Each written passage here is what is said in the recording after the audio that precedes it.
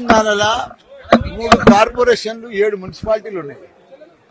ఎక్కడ కూడా ఇన్ని మున్సిపాలిటీలు లేవు. కాబట్టి 4 ఇయర్స్ అయిపోతుంది. కాబట్టి అందరికి కూడా ఒక ఏడాదన్నా చైర్మన్లో కూర్చోవాలి, ఒక ఏడాదన్నా మేయర్గా కూర్చోవాలి అని వాళ్ళకు కోరికలు ఉంటాయి కదా. చాలా మంది కోరికలు ఉంటాయి కదా, తప్పు లేదన్నా. వాళ్ళ దాంట్లోనే వాళ్ళకు కొన్ని ఉంటాయి కదా. మన ఇంట్లో 4 అన్నదమ్ములు ఉంటేనే ఇద్దరికి వాళ్ళది, 4 కోడళ్ళు ఉంటేనే పిల్లలతోనే ఏడనో పంచాయతీ వస్తుంది కదా. ఇంతమంది 200 మంది కౌన్సిలర్లు కార్పొరేటర్లు ఉన్నప్పుడు ఇవన్నీ వస్తాయి కదా, మామూలే కదా. నన్ను ఎవరు టార్గెట్ చేయలే. మా దాంట్లోనే మాకే గ్రూప్ తగాదాలు ఉంటాయి, పాలిటిక్స్ ఉంటాయి, ఒక ఏడాది ఎక్కుదామని కోరికలు ఉంటాయి. ఇవన్నీ కోరికలు దిక్కేలే. అంటే మీ దాంట్లో గ్రూప్ ఒకటి అన్న పోయిందా నాకెందుకు తెలియదా? నేను గోవా పోయింది వాళ్ళతోటి, కార్పొరేటర్లతోటి. నేను దుబాయ్ పోయింది కౌన్సిలర్లతోటి. నేనేం విహారయాత్రలకు పోలే.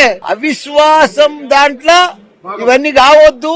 బాగా మెంటలీగా ప్రాబ్లమ్స్ ఉంటే కౌన్సిలర్లు గాని కార్పొరేటర్లు గాని డిస్టర్బ్ ఉంటే వాళ్ళని దోల్కపోయి సముద్రం ఒడ్డుకు అక్కడ శాంతింప చేస్తే కూల్ అయి వస్తున్నా. నేను మేడ్చల్ దొలకపోయినా సక్సెస్, పిడిదాలు కూడా తీసుకుపోయినా సక్సెస్.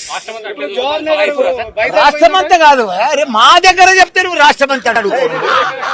ఇప్పుడు మా దగ్గర ఇప్పుడు మళ్ళా గోవాకు ట్రిప్ వేస్తారు వాళ్ళు, మన పోచారం వాళ్ళు, మన తుమ్కుట వాళ్ళు. గోవాకు పోతారు, హ్యాపీగా తిరుగుతారు. గోవాకు పోయి ఏం చేస్తావు? ఇప్పుడు ఎంపీ టికెట్ దాని మీదనే మీటింగ్ జరుగుతుంది. అది ఇప్పుడు కంక్లూడ్ కాలేదు. వాళ్ళు అది